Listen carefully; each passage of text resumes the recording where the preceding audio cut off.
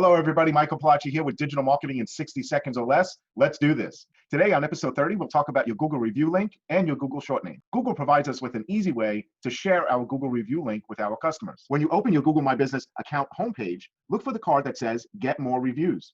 If you don't already have reviews, the card will say Get Your First Review. Click on Share Review Form and an information box will appear that allows you to share your review link with Facebook, WhatsApp, Twitter, or email.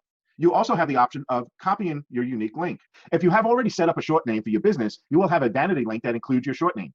If you don't have a short name set, your link will be a long string of characters. I encourage you to set up a short name. To set up a short name, go to the info section of your GMB profile and click on the Add Short Name section. An info panel will pop up where you can create a short name of 32 characters or less, or use Google suggestion. Now you have an easy to share link for your customers to leave you raving reviews. So that's it for digital marketing in 60 seconds or less. We'll see you tomorrow.